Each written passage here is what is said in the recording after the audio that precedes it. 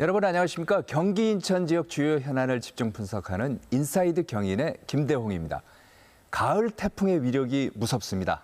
이달 초 태풍 흰남노로 경북 포항과 경주가 큰 피해를 입었죠. 아직 복구 작업이 끝나지도 않았는데 또 다른 태풍들이 잇따라 북상하고 있다고 합니다. 기후 이변이 일상화된 요즘 태풍의 피해를 막기 위해 대책은 없는 걸까요? 전문가들과 함께 자세히 알아보겠습니다. 출연자 소개합니다. KBS 재난방송 전문위원이시고 대진대학교 건설환경공학부 장석환 교수님 나와 계십니다. 안녕하세요. 네, 안녕하십니까. 네. 역시 KBS 재난방송 김승배 전문위원 나왔습니다. 안녕하세요. 네. 계명대학교 지구환경과 김혜동 교수님도 나왔습니다. 안녕하세요. 안녕하십니까. 김 의원님. 네. 좀 전에 제가 얘기를 했습니다만은 이제 태풍 흰남노 네. 이후에도 보니까 여러 개 태풍들이 네. 막 생기는 것 같아요. 네. 이게 또 올라오고 있는 것 네. 같은데 지금 어떻습니까? 12호 태풍 무이파, 13호 태풍 무르복 좀 네. 이름이 어렵죠. 근데 발음도 진짜 어려워요. 네. 근데 13호는 저 일본 동쪽에 있어서 이제 우리하고 상관이 없는 태풍이고요. 12호 태풍이 북상 중에 있거든요. 이 그 크기가 그렇게 크지 않기 때문에 우리나라에 직접 영향을 주거나 우리나라 덮거나 이러지는 않을 것으로 보이는데 명색이 태풍이 우리나라 옆으로 지나거든요. 공기는 연속성이 있는 거니까 뭐 많은 비나 아주 강풍권에 들지는 않겠지만 어찌됐건 서해 바다는 뭐 난리가 날 거고요. 또 해일 영향이 있을 것으로 보여서 하여튼 12호 태풍이 앞으로 귀추가 주목이 되고 문제는 아직 생기진 않았지만 밑에 그 씨앗들이 지금 보면 네. 있거든요. 그래서 15호가 지금 눈의 가시권에 있는 게 지금 줄을 서 있습니다. 태풍 발생. 김 교수님, 그렇게 되면은 태풍에 직접적으로 우리가 타격을 받지는 않더라도 그 비라든지 또 영향은 받을 거 아니에요?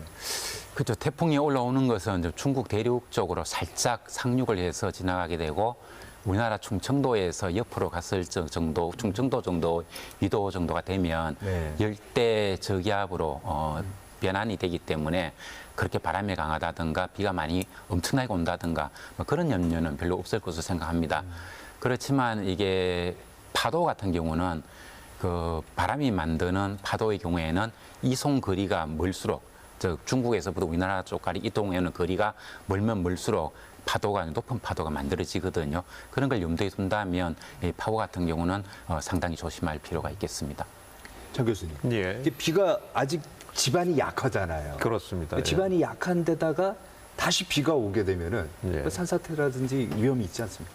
지금 이제 수도권도 지금 날씨가 흐리고 비가 간간히 뿌리고 지금 제주도 같은 경우는 지난번 태풍 흰남노 이후로도 지금 계속 날씨가 흐리고 지금 비가 오고 그러는데 대부분이 이제 비가 오고 오랫동안 비가 오게 되면 땅 속에 있는 지하수가 꽉 차게 되니 우리가 포화됐다 이렇게 말씀을 하는데요.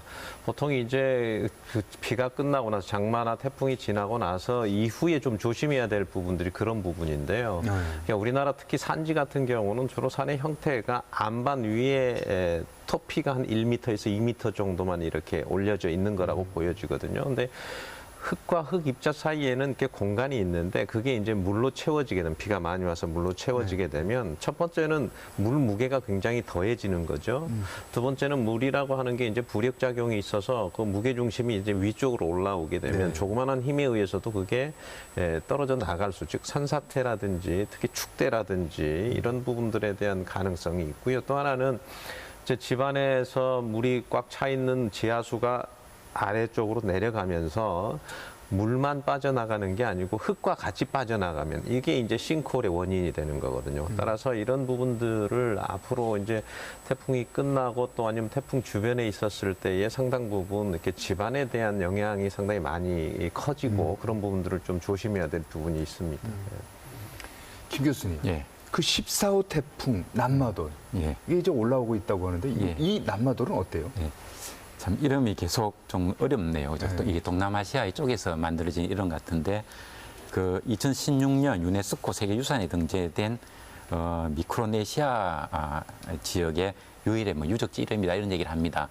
근데 이건 뭐 태풍 자체로 보면 그 님마돌이라든가 흰남노 다음 지금 올라오는 무이파 네. 이런 것들이 만들어진 위치 그리고 이동해 오는 궤적의 방향 이런 걸 보면은 흰남노하고 비슷한 위치에서 만들어져서 비슷한 경로를 거쳐서 올라오는 걸 볼 수가 있습니다. 단지 이제 앞에 흰남노가 올라오면서 네. 해수 온도를 조금 떨어뜨려 놓은 이런 효과가 있기 때문에 태풍 규모 자체는 강도 자체는 앞에 흰남노에 비해서 지금 올라오는 태풍이 좀 약하고 그 다음에 올라오는 태풍은 또 훨씬 더 규모가 작고 강도가 약한 것으로 그렇게 평가가 됩니다. 교수님, 예. 태풍 이름은 어떻게 지어요? 예, 태풍 영향을 많이 받는 약 14개국으로 이루어진 태풍위원회라는 곳이 있는데 이들 나라에서 태풍 이름을 10개씩 적어냅니다. 그래가지고 28개조로 나누죠. 그러면은 한 조에 이름이 5개씩 있는데 이걸 순차적으로 이렇게 쭉 이름을 써서 나갑니다. 그리고 연간 태풍이 한 몇 개나 만들어질까 생각해 보면 이 28개가 있어도 1년 남짓, 1년 반 정도면 이름이 다 지나갑니다. 그래 그 중에서 큰 사고를 낸 태풍 이름은 이제 영구 퇴출을 시키고 그 다음에 나머지 이름은 계속 순환해서 사용을 하고 그리고 태풍 이름이 부족할 때는 또 다른 나라에 다른 곳에서 또 새롭게 이름을 제출하면은 그것으로 보완돼서 자꾸 나옵니다. 그래서 어떤 태풍 같은 경우는 저거 몇 년 전에 왔는데 또 오는 거야 뭐 이렇게 이름이 들 정도로 계속해서 되풀이돼서 사용되기도 합니다. 예, 그러니까 2002년 태풍, 2003년 태풍 매미란 이름이 사라졌죠. 그 큰 피해를 줬기 때문에 영원히 보존한다고 해서 매미를 이제 다른 이름으로 바꿨는데 아까 말씀드렸는데 1년에 한 30개 정도 생기거든요. 그러면 3, 5, 15, 한 5년 정도, 5년에 한 번 정도 이렇게 이름이 교체가 되는 그런 그 순환을 합니다. 네. 교수님, 요번에 네. 이제 그 경상남도, 이제 예. 포항이나 경주 일대를 이제 아주 피해를 줬던 흰남노 같은 경우에는 예. 아주 좀 독특한 예상하지 어려웠던 이제 굉장히 큰 태풍이라고도 얘기를 하는데 왜 그렇죠? 그 이제 몇 가지 상황이 조금 기존에 있었던 태풍들하고 조금 달랐다 이렇게 볼 수 있는데 첫 번째는 발생 위치입니다. 발생 그렇죠. 위치가 대부분이 이제 태풍은 열대성 저기압이기 때문에 그 위도가 한 15도에서 한 20도, 우리가 필리핀보다 더 아래쪽에 있는 그 부분에서 발생해서 편서풍 영향을 타고 오른쪽으로 꺾어지면서 이렇게 발전을 하는데 이번에는 특히 이제 26도 정도니까 굉장히 고위도에서 태풍이 발생했다는 거죠. 그러니까 동경에서 한 1,200km의 서쪽이죠. 남동쪽에 그쪽에서 발생을 해서 태풍이 발생을 해서 오른쪽으로 북반구에서 이렇게 꺾어지는데 거꾸로 서쪽으로 서남으로 이렇게 진행을 했다. 그러니까 처음에 발생이 8월 28일이었다고 보여지는데 9월 2일까지는 계속 서쪽으로 꺾어졌다가 다시 그 지점에서 잠깐 머물렀다가 다시 이제 방향을 정말 예상하지 못하게 이제 우리나라 쪽으로 이렇게 방향이 바뀌었거든요. 그래서 위치와 진행 방향이 이례적이었다 이렇게 볼 수 있고요. 그 흰남노 같은 경우에는 괴물이다. 왜냐하면 북상하면서 바다의 그 열기를 이제 빨아들이면서 더욱더 세력이 커졌다 이런 얘기를 많이 하더라고요. 이거 어떤 얘기죠? 그렇죠. 태풍의 에너지원이 바다에서 증발하는 수증기니까 바다에서 커진다는 것은 너무나 당연한 이야기입니다. 근데 이번 태풍 같은 경우 보면은 위도가 한 25도 그리고 동경 150도 우리나라보다 훨씬 동쪽에서 만들어져서 이게 남서 방향으로 이렇게 쭉 이동을 해서 동경 한 120도까지 내려왔고 위도도 보면 거의 20도 가까이 한 5도 가까이는 쭉 내려왔다가 북상을 해왔습니다. 그리고 금년이 그 라니냐 해이기 때문에 라니냐 해에는 예년보다도 서태평양 서부 태평양 쪽에 해수 온도가 아주 높게 형성되는 그런 특성이 있습니다. 그래서 이 태풍이 올라올 동안에 해수 온도가 높으니까 수증기 증발이 많고 수증기 증발이 많으니까 태풍이 매우 강화가 됐습니다.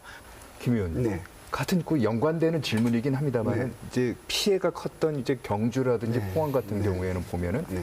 산상 강수대 네. 이게 형성되면서 이제 비를 엄청 뿌렸다고 이제 하거든요. 네, 네. 이게 산상 강수대가 뭐죠? 그렇습니다. 이제 그 당시 북쪽에서는 차고 건조한 공기가 내려오고 네. 남쪽에서는 태풍이 뜨겁고 습한 수증기를 몰고 왔거든요. 그러면 그 찬 공기와 따뜻한 공기, 성질이 다른 공기가 만나는 면에 이제 라인 형태로 그래서 선상이라고 표현을 하는데 그런 그 비구름이 강하게 발달해서 좁은 지역에 그러니까 매우 집중적으로 내리는 그런 특성을 보였거든요. 이 선상형 그런 강수대는 이번 태풍이 아니래도 지난 8월 8일, 9일 그 서울 경기 그렇죠, 폭우 내릴 서울에. 때 예. 그때 아주 좁은 띠 모양의 그 강남에는 뭐 시간당 140mm인데 불과 도봉구에서는 시간당 뭐 5mm도 안 오는 그 정도로 매우 좁게 그러니까 특정 지역에서 나타나는. 그래서 그런 선상형 구름대가 발달을 하면 매우 좁은 지역에 국지적으로 퍼붓는 또 동서로 길게 있기 때문에 남북으로 오르내리면 여기 비가 내렸다가 그치고 이러는데 선상형이니까 그냥 그 선상에서는 계속 여러 시간 비가 내리는 거죠. 그런 특징을 보이는데 그 원인이 성질이 이미 찬 공기가 내려온 상태에서 따뜻한 태풍이 올라왔기 때문에 그랬습니다. 장 교수님, 예. 이제 본격적으로 한번 저희가 이제 지난번 서울 수도권 좀 전에 예, 뭐 예. 말씀도 의원님도 얘기를 했지만은 지하 주차장 침수 방지 그거 어떻게 해야 되느냐 이런 얘기를 우리가 좀 한번 집중적으로 좀 해봐야 될 것 예, 같아요. 그래야 왜냐하면 이 포항에서 너무나 큰 인명 피해가 났거든요. 맞습니다. 예. 그거 어떻게 보십니까? 안타깝지만 이 포항 상황을 좀 되짚어 보면 이렇습니다. 지금 포항이 그때 아마 6시경에 이제 태풍이 제일 이제 피크로 이게 왔을 때 그때가 마침 공교롭게 밀물대하고 거의 겹쳐 있었어요. 그러니까 새벽에 4시에 와서 7시쯤에 이제 동해로 빠져나가는 그 사이에 밀물의 정점은 딱 맞지는 않지만 거의 밀물 시간하고 맞으면 그러면 포항에서의 앞바다에 있는 이제 밀물에 의해서 해수면이 상승이 되고 조금 전에 설명하셨지만 김 교수님께 설명하셨지만 태풍이라는 게 열대성 저기압 때 물을 끌어올리는 이제 상승 작용이 있기 때문에 그러면 어떤 결과가 나오냐면 내수에서 내려가는 하천이 바닷물로 빠지지를 않아요. 그렇죠. 아무래도 이제 흐름이 끊기겠죠. 그렇죠. 그래서 거기에가 바로 냉천이라고 하는 하천이 있었고요. 냉천이 제가 지도상으로 보니까 불과 한 4-5km 이내에 있는 그 위치에 있고 그러면 이제 그 냉천의 그 범람을 할 수 있는 가능성이 높아진 거죠. 바다에서 물이 안 빠지기 때문에. 이제 대부분 그런 게 이제 임진강도 그렇고 여러 가지 하천들이 그런데 그런 상황에서 아까 말씀드린 대로 시간당 강우 강도가 100mm 정도가 좀 넘었거든요. 시간당 강우 강도가 100mm라고 하는 것은 우리가 보통 도로에서의 배수 시스템은 30년 설계 기준 정도 됩니다. 그러니까 30년에 한 번 올 수 있는 정도의 양을 소화할 수 있는 정도 능력인데 100mm가 왔다는 것은 한 100년 빈도가 넘거든요. 그럼 이미 도로의 배수 시스템 기능을 상실했다 이렇게 보시면 돼요. 그럼 첫 번째는 이제 하천의 수위가 바다의 밀물에 의해서 막혀 있고 하천의 도로의 배수 시스템은 그 강우 강도가 100년이 넘는 그 강우 강도가 왔기 때문에 그 기능을 상실했고 그럼 이제 넘치게 되면 어디로 가겠습니까? 낮은 곳으로 갈 수밖에 없는 상황인 거죠. 그래서 낮은 곳으로 갈 수밖에 없는 상황에서 그 지역이 저지되어 있기 때문에 그쪽으로 물이 몰릴 수 있는 상황이다. 그래서 상당한 부분에 여러 가지 한 3가지 정도의 그 상황이 좀 작용을 해서 가장 여러 가지 복합적으로 안 좋은 상황이 겹쳤다 이렇게 볼 수 있고요. 그것은 정말 큰 우리고 보면은 그 주차장 안에서 이미 물이 차기 시작하다고 한다는 것은 주민들 얘기는 한 10분 정도 안에 다 물이 찼다고 그래요. 그러니까 그것들을 보면 아파트 관리사무소에서 연락이 왔다는 거 아닙니까? 이제 물이 들어오기 시작하니까 저는 두 빼주세요. 가지를 좀 짚고 싶은데요. 하나는 첫 번째는 이제 지하 주차장에서 제가 한번 계산을 해봤어요. 그 전체 규모하고 이렇게 보니까 그게 한 1,500톤 정도의 물이 한 10분 안에 차가지고 오면 물이 들어오는 유속이 한 초속 한 8m 정도 됩니다. 초속이 한 3m 정도 되면 우리가 성인들이 그 물을 헤쳐나갈 수가 없어요. 그런데 그 많은 양이 그렇게 굉장히 급류가 물이 들어올 때 차를 빼러 간다는 건 대단히 잘못된 거죠. 그러니까 오히려 그 시간에 그런 상황이 돼서 물이 그렇게 쏟아지는 상황이면은 차를 빼러 간 분들도 차를 버리고 빨리 나오라고 방송이 그렇게 됐어야지 맞다. 그래서 그 판단에 대한 그 조금 아쉬움 이런 부분이죠. 물론 이제 관리사무소에서는 그런 비가 오니까 그 차를 빼달라고 요청을 하는 것은 뭐 당연한 얘기겠지만 그 시기적으로 판단이 조금 잘못된 부분이 있다라고 하는 부분이고, 두 번째는 그 부분에서 보통 이제 그 아파트가 지은 지 한 15년, 20년이 넘는 상황이라서 아파트의 지금 지하 주차장법이라든지 또 지하 침수 방지 시설에 대한 규정이나 훈령에 미치지 못한 연도에 되어 있다. 이런 부분이 지하 주차장을 만들 때는 분명히 어떤 기준에 따라서 지하 주차장을 만들었을 거라고요. 그렇습니다. 예. 그 지하 주차장법이 있어요. 있는데 지하 주차장법은 이제 거기에 방수로 하고, 그러니까 수로 하고 방수로와 그다음에 저류조를 만들게 되어 있는데, 그게 빗물이 들어와서 그 빗물을 감당할 수 있을 정도로 만들어라 이런 규정이 아니고요. 그 지하에 들어오는 거기 청소 용수라든지 또 일정 부분의 양을 받아내기 위한 정도의 저류조와 방수로지, 그게 빗물이 넘쳐와서의 침수가 됐을 때에 대한 방수로의 기준은 아니었다. 그리고 이제 최근에 2003년, 2010년, 2020년 이렇게 계속 지하 침수가 되고, 특히 이 서울의 광화문이라든지 그다음에 강남에 침수가 되면서 주차장법이라든지 또 침수 방지 시설에 대한 부분들이 규정이 되어 있는데, 대부분 그것은 공공시설물의 하나입니다. 지하철이라든지 지하 주차장이라든지 이런 부분이기 때문에 개인 사유 시설물에 대한 강제 규정이 상당히 없어 왔죠. 근데 이제 언론에서 이렇게 보면은요, 그 보도된 걸 이제 제가 한번 쭉 정리를 해보니까 지하 주차장으로 이제 들어오는 물을 막을 수 있는 예. 차수판이라든지 예. 차수벽이라든지 예. 이게 사실 이거 개념부터 좀 한번 여쭤보고 싶은데, 차수벽, 차수판, 차수문, 뭐 어떤 차이가 있는 거죠? 그러니까 똑같이 물을 막는 거죠. 차수라고 하는 것은. 그러니까 차수벽은 고정시설물이에요. 그러니까 고정시설물이다 이렇게 뭐 턱을 만들어 놓는 거죠, 일부러. 그건 이제 차수 벽이라고 할 수 있고, 차수판은 차수벽보다는 구조물상으로는 조금 적은 규모지만 이제 수시로 떼었다 붙였다 할 수 있는 조립식 형태. 그래서 그 상황에 따라서 붙여서 그 차수벽을 통해서 물이 들어오는 것을 완전히 막을 수는 없고 지연을 시킬 수 있다는 거죠. 그런 형태로 만드는 이제 구조물의 차이라고 볼 수 있는데, 똑같이 물이 들어오는 것을 막거나 지연시키는 역할을 하는 것은 뭐 같은 기능이다 이렇게 볼 수 있습니다. 만약에 차수판이 있었으면은 예. 포항 참사라고 할 수 있는 이걸 예방이 가능했을까요? 예방은 뭐 가능했다고 봅니다. 왜냐하면 물을 완전히 들어오지 못하기는 못해도 그 들어오는 시간, 뭐 증인들에 의하면 한 10분 만에 물이 찼다고 하는데, 10분이 아니고 1시간, 뭐 30분, 1시간 이상을 지연을 시킬 수 있었기 때문에 그 동안에 충분히 차는 못 빼더라도 사람은 빠져나갈 수 있는 정도였기 때문에 가능했다고 봅니다. 근데 이제 차수판을 보면 서울 같은 경우도 지하철 역사 같은 데에 차수판을 설치를 했는데, 예. 문제는 뭐냐면 이게 너무 늦게 설치를 해버리는 거예요. 예. 차수판을. 왜냐하면 수동으로 사람의 손으로 인해서 설치를 하고 이제 하다 보니까. 근데 이게 매뉴얼대로 물이 어느 정도 들어오면 자동적으로 차수판이 올라가게 하거나 이럴 수는 없습니까?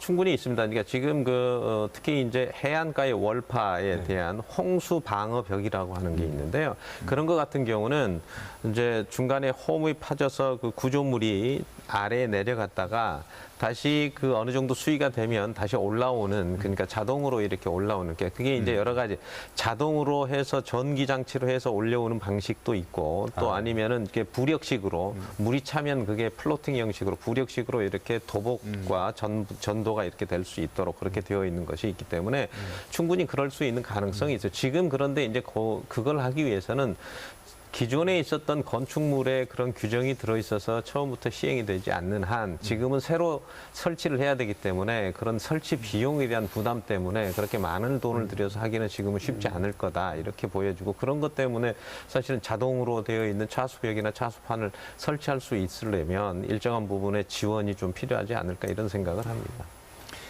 김 의원님은 어떻게 보세요? 네. 차수판이나 차수벽을 설치를 해갖고 피해를 예방한다. 그러니까 서울 지하철 보면 그 내려오면 물 막는다는 표시가 되어 있는 그런 차수판 있죠. 그런데 지하 주차장에 대해서는 그런 게 전국에 하여튼 그런 돈을 들여서 해야 된다고 보고요. 문제는 이번 그 사건 때 그 어느 글을 봤는데 지하 주차장에는 계속 차로 드나들다가 이번 포항 사건을 보고 일부러 한번 걸어서 내려갔다 걸어서 한번 올라와 봤답니다. 그 교훈 삼아서. 근데 굉장히 복잡하게 돼 있다고 그래요. 지하 주차장을 차로 다닐 때 하고. 네, 그러면서 그런 어떤 지하 주차장 문제 이걸 이번 사태를 계기로 뭔가 한번 다시 점검해 봐야 되지 않을까 이렇게 생각합니다. 교수님은 어떻게 보세요? 이게 뭐 하루 이틀 문제는 아닐 것 같거든요. 그렇죠. 대피 시설 같은 거 보면 이것만이 문제가 아니고 조금 이야기 빗나간 것 같지만 아파트 같은 데 보면 외국의 아파트는 화재가 났을 때 대피할 수 있는 시설들 사다리 같은 게 높은 층까지 다 준비가 되어 있거든요. 근데 우리나라는 준비되어 있는 것도 다른 용도로 사용되고 그러면서 대피로를 다 막고 있지 않습니까? 그리고 우리가 지하차로 같은 데 들어가 보면 사람이 올라올 수 있는 곳은 아니라는 걸 알 수가 있고요. 그리고 우리 지하철 같은 경우도 그렇고 우리가 지하시설에 가보면 사람들이 출구를 찾기가 굉장히 어렵게 돼 있다는 것도 또 하나 좀 지적할 수 있을 것 같아요. 얼마 전에 국내 아주 유명한 그 백화점에 그 미국에서 온 손님하고 한번 간 적이 있는데 깜짝 놀라더라고요. 어떻게 이렇게 만들어 놓을 수가 있느냐. 그러면 이걸 어떻게 빠져나가느냐고 이런 얘기를 하는 걸 봤는데 정말 우리가 너무 차량이면 차량 중심으로만 돼 있고 사고가 났을 때 우리가 어떻게 할 것인가에 대한 대비가 너무 안 돼 있다고 생각합니다. 약간 뭐 사후 약방문 같지만 과거에 이제 화재 사건 때문에 그 지금은 이제 모든 건축물에 화재 차단 벽이 설치돼 있지 않습니까? 그래서 어떤 이제 위급한 상황이 되면 자동으로 이렇게 내려올 수 있도록 그렇게 돼 있는 것처럼 아마 앞으로는 그런 부분들이 오히려 그 지금 이제 화재 시설 차단할 수 있는 그 방화벽을 침수벽으로 같이 활용해도 저는 되리라고 보거든요. 충분히. 그러면 지금 이제 기존에 있는 건물에 지하 주차장 들어가는 입구나 중간에 화재 차단 시설처럼 화재 차단 시설과 침수 방지의 벽을 같이 활용하고 사용할 수 있도록 그렇게 되어 있으면 좋겠고요.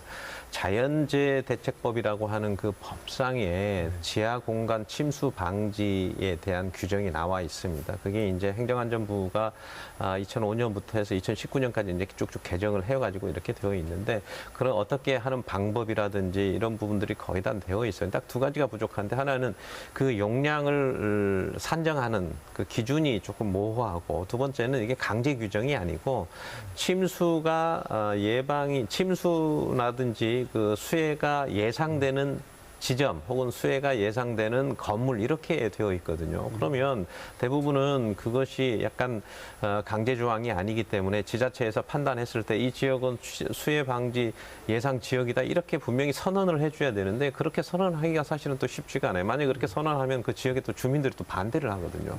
반발도 있고 여러 가지 상황들이 있는데 차제에 어쨌든 이런 법 제도적인 부분을 조금 더 확실하게 규정을 좀 강화를 해서 좀 국민의 어떤 생명과 안전을 지키는 방향으로 개정이 됐으면 좋겠습니다. 김 교수님. 예. 그럼 하나의 아이디어인데요. 우리가 이제 터널 같은 데를 쭉 자동차를 타고 이제 달리다 보면은 사고가 나거나 했을 때 옆에 대피로가 있어요. 터널 같은 데는. 마찬가지로 지하 주차장 같은 경우에도 뭐 대피로 같은 거를 좀 만들면은 좋지 않을까 생각도 드는데요. 예, 대피로 같은 거는 당연히 있어야죠. 항상 사고는 날 수가 있고 그렇기 때문에 일반적인 상황에서는 사용이 안 되지만 만에 한 번 있을 수 있는 사고 여기에 대비하기 위한 그 대피로 같은 건 당연히 있어야 된다고 생각합니다. 근데 이번 포항 사례도 그렇고 앞에 서울 강남 폭우 사태도 그렇고 이미 이게 눈앞에 사고가 딱 닥쳐버리면 네. 그때 대피할 수 있는 방법이 없거든요. 사실 서울 같은 경우도 반지하에 갇혀있던 분들이 이미 빗물이 다 찼는데 대피했다고 치더라도 그분들이 갈 곳이 어디 있겠습니까? 그러니까 그렇기 때문에 이번에 예. 지하 주차장이나 반지하나 예. 물이 한꺼번에 쏟아졌을 때 예. 피해를 본 공통점이 있거든요. 그렇죠. 그러니까 이게 우리나라의 기후재해 대응 시스템이 엉망이다. 이 점을 좀 지적을 하고 싶습니다. 왜냐하면 이번에 사실은 태풍이 지나가는 경로는 부산 앞바다를 살짝 거치면서 동해로 빠져나갔고요. 원래 기상청에서 예측한 것은 경주와 포항을 완전 관통하는 거였습니다. 그리고 기상청에서는 동네 단위로 강수량이라든가 기상 정보를 주는 동네 예보를 시행한 지가 한 10년도 훨씬 넘었습니다. 그렇기 때문에 일반적으로 딱 보면 이번 같은 경우에 경주라든가 포항 같은 곳이 비라든가 강풍, 원래 예측으로는 이번 흰남노가 빠져나가서 울릉도에 도착을 해도 강 상태가 되고 대형 태풍의 규모가 된다고 예측이 나섰습니다. 그럼 이 정도 상황이었는데 어떻게 주민들이 자체적으로 판단을 해서 차를 빼러 간다든가 이런 일이 벌어진다든가 혹은 경주 같은 경우는 주민들이 가만히 있다가 새벽 6시, 7시 됐을 때 자기 동네 위에 있는 이게 저수지가 너무 위험해서 경주시에 전화를 해서 우리에게 좀 대피 명령을 내려주십시오. 이렇게 전화를 해가지고 대피를 했다는 이런 증언이 있거든요. 주민들을 보면. 그러니까 보면은 도대체 관은 뭘 했다는 말인가. 이거를 묻지 않을 수가 없습니다. 그리고 우리가 뭐 재해지도, 뭐 피해지도 이런 얘기도 하는데 네. 이번에 뭐 다른 KBS 방송에서 만든 프로를 보니까 주민들이 너무 잘 알더라고요. 이 지역은 비가 어느 정도 오면 여기서부터 침체가 되고 어느 정도 오면 여기까지 비가 다 찹니다. 이런 얘기를 다 하고 있고 그리고 이런 쪽이 위험하기 때문에 대비를 해달라는 얘기도 관에 여러 차례 얘기했다는 증언도 하고 있습니다. 그렇지만 이 관에서 행정조직에서 그걸 외면하고 있었고 당일날에도 이미 이 정도 될 것 같으면 대피 시설을 만들어 가지고 주민들을 대피를 시키는 게 그게 정상적인 행정이지 이번처럼 해가지고 뭐 시설이 안 좋았다든가 이런 얘기하는 거는 너무나 얼토당토하는 얘기라고 생각합니다. 미국 이런 데 보면 태풍이 올라오면 매우 빠른 시간 내에 대피령을 내리지 누가 비 들어오면은 피하라든가 이런 얘기하는 나라가 어디 있습니까? 맞아요. 이건 말도 안 되는 얘기입니다. 미국은 태풍이 오면 한 20만 명의 시민들을 그러니까 예를 들면 목포라고 예상이 되면 광주로 피난을 시킵니다. 강제로. 우리는 그런 법률은 없죠. 그런 게 그 자연재난에 대한 어떤 대응 방법이 다른 것 같습니다. 교수님은 어떻게 보세요? 이제 법을 좀 바꿔야 된다 이런 얘기를 두 분 하셨는데. 예, 법을 바꾸는 게 이제 우리가 이제 법을 바꾸어서 그걸 강제시키는 것이 이제 좋은 방법이죠. 하지만 거기에는 시간도 걸리고 또 거기에 많은 이제 예산과 시간이 많이 걸릴 수밖에 없는 그런 상황이잖아요. 근데 제가 사실은 이제 가장 중요한 것은 그런 상황이 발생을 하면 일단 대피를 하는 게 가장 대피로. 어떤 경우도 우리가 지금 이번에 이런 경우가 있었어요. 그 지난번에 우리가 뭐 여러 가지 막 방송을 많이 하고 재난 방송 특히 이제 KBS가 재난 주간 방송사로서 방송을 많이 하고 특집을 하고 계속 이렇게 하니까 너무 호들갑 떠는 거 아니냐 이런 얘기를 했지만 사실은 결과적으로 보면 이렇게 돼버렸잖아요. 그러니까 우리는 이렇게 집중적으로 그 정도의 규모의 어떤 홍수와 태풍에 이렇게 순식간에 많은 사람들 인명사고가 난 것은 이건 굉장히 후진성이거든요. 그러니까 가장 첫 번째는 대피에 대한 것을 가장 명확하게 지켜야 된다고 봐요. 그래서 그 경우에 어떠한 경우에 있어도 사전에 대피가 됐으면은 인명사고는 최소한 안 날 수 있어야 하는 그런 부분이고 두 번째는 이제 이렇게 지금 현재 상황에서 그럼 어떻게 할 거냐는 거잖아요. 그래서 지금 현재 상황에서 할 수 있는, 그러니까 장기적으로는 그렇게 되지만 지금 당장 단기적으로, 중기적으로, 장기적으로 어떻게 할까? 지금 같은 경우는 지금 이제 조금 전에 말씀하신 것처럼 대피로 같은 경우도 지하 주차장 같은 경우에 지금 이번에 보셨다시피 대피로가 없었고 그다음에 에어 포켓이 있는 정도에서 이제 두 분만 이제 조금 부사일생으로 이렇게 좀 구조가 되셨는데 대피로 같은 경우는 쉽게 만들 수가 있어요. 차수벽을 싸서 일정한 부분에 그 대부분 보면 이제 지하로 들어오는 주차장 차량이 들어오는 데가 있고 계단으로 올라가는 사람이 계단으로 올라가서 걸어갈 수 있는 인도주가 있잖아요. 그쪽으로 대피로를 만들어서 네. 대피로라든지 전조 시설이라든지 등이라든지 이런 부분들을 통해서 그 부분에 일정한 부분이 오더라도 그 부분은 시간이 굉장히 지연이 돼서 빠져나갈 수 있는 정도는 지금 당장 할 수 있는 부분들이거든요. 큰 돈을 들이지 않고서도 만들 수 있기 때문에 그래서 지금 당장에 할 수 있는 부분과 장기적으로 법령과 그다음에 시설을 갖춰서 이렇게 할 수 있는 그렇게 좀 구분을 해서 이 부분에 대한 대책을 좀 마련하면 좋을 것 같다는 생각이 좀 들었습니다. 그 연관돼서 보면은 신월 서울에 있는 그 뭐 신월 배수 터널. 예. 이건 이제 우리가 이제 아주 좋은 사례로 이제 많이 하는데 예. 뭐 지금 당장 지금 말씀하신 것처럼 지금 당장 이렇게 대형 뭐 터널이라든지 배수관을 만들 수는 없거든요. 그렇습니다. 예. 그렇다면 지금 공원이라든지 학교라든지 뭐 이렇게 소규모 배수 시설, 저장 시설을 빗물 저장 시설을 만드는 것도 하나의 방법일지 않을까요? 굉장히 중요한 말씀을 하셨어요. 그러니까 우리가 빗물이 제가 아까 말씀드렸듯이 시간당 100mm 이상이 지금 뭐 기후변화 때문에 집중호우가 많이 오지 않습니까? 네. 그런 정도는 지금에 있는 도심지의 배수시설로서는 도저히 감당이 안 되거든요. 그래서 그것을 받기 위해서 이제 신월 배수 터널이라고 하는 원래는 이제 대심도 빗물 저류 시설인데 터널형으로 돼 있어 이제 대심도 터널이라고 하는데 그게 한 32만 톤 정도 되거든요. 32만 톤 정도 되면 어쨌든 빗물을 받아낼 수 있는 배수를 할 수 없는 양을 받아낼 수 있는 정도를 일정 규모 이상을 받아내는 거. 그러면은 보통 아까 30년 빈도로 설계를 했다고 그랬는데 100년 빈도 이상으로 오면 그걸 받아낼 수 있을 정도를 만들어서 이렇게 하는 게 이제 집중형.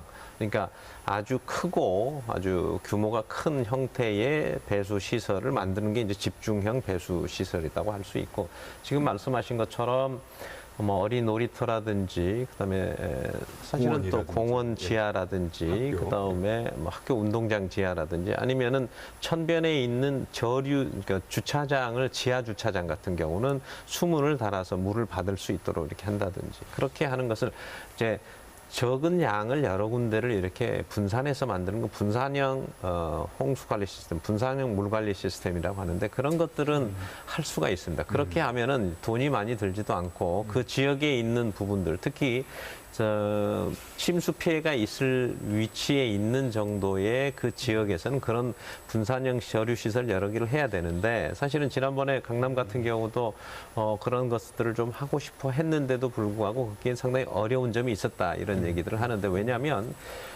우리 동네에 그런 그 저류 시설이라든지 배수 시설이라든지 침수 위험 시설을 만드는 것에 대한 것을 반대하는 즉 일종의 님비 현상들이 상당히 많이 있거든요. 우리 쪽에 하지 말아라. 그렇습니다. 심지어는 뭐 우리 애 졸업하고 해라 뭐 이런 얘기까지 했다고 하니까 그러니까 그런 우리가 특히 이 위험 지역에 있는 가능성이 있는 데는 좀 적극적으로 그런 부분을 좀 지역 주민들도 좀 받고 또 반대로 잘 생각해 보시면은 그런 이제 위험 도시가 있는 그러니까 침수 위험 지도도 이제 뭐 있고 여러 가지 있지만 그런 부분들에 있는 지역은 오히려 더 국가나 그 지역 사회에서 더 많이 그 지역에 투자를 하고 또 안전하게 만들기 때문에 나중에 그게 더 훨씬 안전해지거든요. 그런 걸 생각하면 더 적극적으로 그런 부분을 좀 수용해야 될 필요가 있다고 생각합니다. 김 교수님 같은 경우는 일본 또 재난 연구도 많이 하신 걸로 제가 알고 있는데 일본 같은 경우 보면은 좀 전에 뭐 해저드 맵 그 위험 지도 같은 것도 이제 작성을 해서 나눠주기도 하고 또 하나 재밌는 게 그 개인 그 재난 그 뭐라고 합니까 배낭이라고 합니까 거기에 보면은 뭐 간단한 뭐 그 랜턴이라든지 라디오라든지 뭐 이런 거를 항상 집집마다 이제 배치하도록 하더라고요. 비치하도록 하는데 이런 것도 우리가 좀 본받을 필요는 없을까요? 그래서 그렇게 대비도 많이 해 놓았고 일본 같은 경우 보면 지진이 나면 어떤 집집마다 요 집은 어디로 가고 하는 게 계획 매우 상세하게 좀 계획이 돼 있고요. 그리고 실제로 그 연습도 해보거든요. 근데 우리나라 같은 경우는 보면은 집에 소방 불 났을 때 불 끄는 거 있잖아요. 이것도 장치는 돼 있지만 그거 한번 실제로 눌러본 사람은 아무도 없을 겁니다. 그러니까 실제로 불이 났을 때 과연 그거를 작동할 수 있을까 이런 문제도 있고요. 그리고 이번에 그 침수 위험 지도 말씀하셨는데 이게 환경부에서 한 10년 전에 만든 걸로 알고 있고요. 그리고 이 지도에 대해 가지고 어느 방송국인지 지금 기억은 안 나는데 방송국에서 이 지도를 놓고 어느 지역은 5등급이 어느 지역은 4등급이 이렇게 아주 상세하게 설명하는 것도 제가 방송에 본 적이 있습니다. 그리고 이번에 포항이라든가 경주에 사고 난 거 이건 5등급지라고 딱 설명한 걸 저도 들은 기억이 납니다.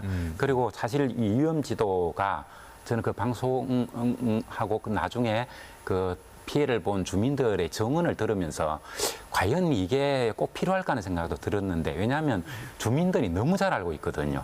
주민들 증언하기에 비가 어느 정도 오면 우리 지역은 여기서부터 침수가 납니다. 뭐 이런 얘기도 하고 그리고 이번에 사고 난 곳들도 보면은 이미 여러 차례 관청에 이쪽이 위험하기 때문에 대비를 해달라고 수차례나 이 건의를 했는데 그게 묵살됐다는 얘기를 하거든요. 그 이런 문제가 있었고 그다음에 이번에 태풍이 지나갈 때 그 구룡포 쪽부터 나선형으로 비구름대가 들어오면서 비가 내렸거든요. 이거를 만약에 그 지방의 행정관서에서 그런 기상 데이터를 볼 줄 아는 전문가 한 명이라도 있었더라고 한다면 이런 사고는 나지 않았을 겁니다. 아주 턱보로 띄울 수도 있었거든요. 그런데 우리나라 전국 광역지자체에 보면 기상 데이터를 볼 수 있는 전문 인력이 있는 곳이 부산시청에 7급 별정직 하나 있는 거 외에는 한 명도 없습니다. 전부 행정직들만 있거든요. 근데 이 사람들이 일기도 같은 거를 놓고 이 바람이 어떻게 불까라든가 이렇게 안 물어보면 아주 놀라울 정도로 까막눈들입니다. 그러니까 이렇게 그 전문 인력의 배치 이런 것들에도 굉장히 왜곡돼 있다는 거 이게 더 심각하다고 생각합니다. 이거와 관련해서 제가 모 방송에서도 얘기를 했는데 226개인가요? 지자체에 아까 말했듯이 그 재난 방재과가 없는 그런 지자체도 있고요. 지금 말씀했듯이 부산시는 그런 분이 한 분이라도 있네요. 전부가 없거든요. 그런데 뭐에 의존하냐? 그러면 KBS 방송도 보고 기상청이 뭐 자료도 주고 다 하거든요. 그거를 그냥 국민들과 똑같은 수준으로 이해를 하거든요. 그러니까 포항이라고 하는 게 이번에 지금 태풍의 중심이 저 거제도로에서 이렇게 상륙을 하면 여기가 또 만조 시간이 어떻게 되고 과거의 태풍이 어떻고 이런 거를 다 고려해서 뭔가 의사 결정권자에게 도지사면 도지사, 시장에게 그걸 해석을 해줘야 되는데 중간에 그냥 국민들과 똑같은 수준의 이해를 하는 거죠. 자료는 넘쳐도. 이제 그걸 지적을 하는 건데 저도 적극 동의합니다. 기상 정보를 이해하는 그런 그 재난 쪽에 최고 의사결정권자, 대통령 옆에 그런 사람, 도지사 옆에 그런 사람, 이런 사람들이 있어야 된다 이렇게 저는 생각을 하는데요. 뭐 그런 이런 그 어떤 제도 개선이 필요하다고 봅니다. 네. 전문가를 좀 더 이제 기상 전문가를 좀 더 육성을 하고 그 사람들이 실질적으로 그 사람들한테, 시민들한테 정보를 줄 수 있는 그런 그런데 시스템이 공무원을 채용할 수 없다면 이번에 포항 같은 경우도 포스텍에 아주 세계적인 기상학자들이 여러 명이 있고요. 네. 경주에다 보면 유니스트, 울산 과기대에 보면은 기상학하는 아주 훌륭한 그 기상 전문가들이 있거든요. 그럼 그런 분들에게 그 전에 잘안 됐다는 얘기네요. 그렇죠. 그러니까 말이 안 되는 거죠. 우리 자신의 지역에 얼마나 훌륭한 인력이 있는지도 파악이 안 되고 있으니까 이런 상황에서 재난 대비를 한다는 게 말이 됩니까 이게? 조금 전에 그 홍수 위험지도 말씀을 네. 하셨는데요. 홍수 위험지도는 크게 두 가지로 나눌 수 있습니다. 그러니까 홍수 위험지도 있고 내수 침수 위험지도. 그러니까 홍수 위험지도는 하천이 범람해서 생길 수 있는 그것은 홍수통제소라고 하는 곳에서 환경부 홍수통제소에서 지금 4대강 주변에는 거의 다 대하천 주변에는 지금 홍수위험지도가 다 작성이 되어 있죠. 발표와 공개는 별개의 문제고 지금 이미 다 되어 있습니다. 이제 지금 대부분 지난번에 있었던 강남의 침수, 이번에 포항의 주차장 침수는 대부분 하천이 범람해서 생긴 그런 경우와 또 다른 것은 내수 침수, 즉 하천 도로의 배수 시스템이 용량이 부족해서 안 되는 그런 부분들. 그래서 그런 부분들은 이제 펌프장이라든지 관로의 용량을 벗어날 때 어느 정도까지 침수할 수 있을 건가 아주 자세하게 한 50cm 단위로 해가지고 0.5에서부터 한 5m까지 단위로 해가지고 전부 다 이것을 어느 지역까지 어느 정도 침수시면 어떤 면적까지 할 수 있는 걸 다 계산할 수. 우리가 이제 공학적으로 그 정도는 충분히 계산할 수 있거든요. 다 문제는 서울시 같은 경우도 지난번에 반지하 침수가 많이 되고 그랬는데도 불구하고 이 부분을 작성하지 못했던 그런 부분들은 그 요즘에 이제 워낙 부동산이 뭐 핫한 이슈고 그래서 부동산 가격에 영향을 준다 해서 반영 못하게 돼 있거든요. 그래서 이제 이런 부분들이 좀 안타까운 거죠. 그래서 좀 그런 생각이라든지 이런 사고의 전환이 좀 필요하다 이렇게 좀 말씀을 드릴 수가 있습니다. 교수님 이제 태풍 얘기를 다시 한번 돌아보는데 지금까지 경험하지 못한 태풍이 앞으로도 계속 생길 수가 있겠네요. 그렇죠. 8월과 9월을 태풍 시즌이라고 우리가 얘기를 하거든요. 1년 생기는 것 중에 8월에 가장 많이 생기고 9월에도 거의 비슷할 정도로 그래서 연중 거의 과반이 8월, 9월에 생깁니다. 그래서 9월 말까지는 우리가 아직 안심할 수 없다고 생각하고 있고요. 그리고 특히 아직도 서부 태평양 쪽에 수온이 대단히 높고 북태평양 고기압 세력도 강하고 그래서 일본 같은 경우는 보면 히로시마라든가 남쪽 지역에는 아직도 폭염이 내려져 있을 정도로 아직 여름은 끝나지 않았습니다. 그래서 계속 올라올 수 있다고 그렇게 생각합니다. 김 의원님은 어떻게 보세요? 네, 그러니까 최근에 발표된 IPCC 제6차 보고서에 보면 결국은 이 북반구에서 발생하는 열대성 저기압, 허리케인이건 태풍이건 사이클론이건 이 강도가 중위도까지, 그러니까 과거에 볼 때 중위도에 올 때는 그 태풍으로서는 좀 차가운 지역이었거든요. 그런데 이게 기후변화로 인해서 변화됐기 때문에 상당히 강한 그런 그 열대성 저기압이 중위도까지 올라갈 가능성이, 그 가능성과 빈도가 매우 높아졌다, 이렇게 보고 있는 거거든요. 그러한 일환으로서 지금까지 우리가 경험하지 못한 그런 그 태풍을 또 만날 수 있을 겁니다. 기상청이 이번에 경험해보지 못한 이런 용어를 처음 썼어요. 근데 그게 이제 무슨 얘기냐면 여름철에 늘상 오는 비였는데 지난번 서울 경기에 경험해보지 못한 그런 비를 만났거든요. 그런데 그 59년 태풍 사라, 2003년 태풍 매미와 비교할 때 그런 중심 부근의 기압이나 풍속이 만만치 않기 때문에 그보다 더 센 그런 현상이 나타날 것이다. 바람이나 강수나 이랬는데 이제 그걸 깨지는 못했지만 그 기록 깨지 않은 건 다행이죠. 우리 제 측면에서는. 그런데 이제 앞으로 내년이건 내후년이건 그런 태풍들이 지금까지 경험해보지 못한 강도의 태풍이 더 자주 우리나라에 내습할 가능성은 그건 매우 높다고 판단이 됩니다. 그 이번에 보면 결과적으로는 상당히 약해졌지만 처음에 기상청이 예측한 게 950, 그래서 태풍 매미보다 좀 강할 것이다 이렇게 보았는데 사실은 2019년 9월 17일경에 그 하기비스라는 태풍이 이렇게 올라왔을 때 미국 기상청은 한반도로 간다고 예측을 했었거든요.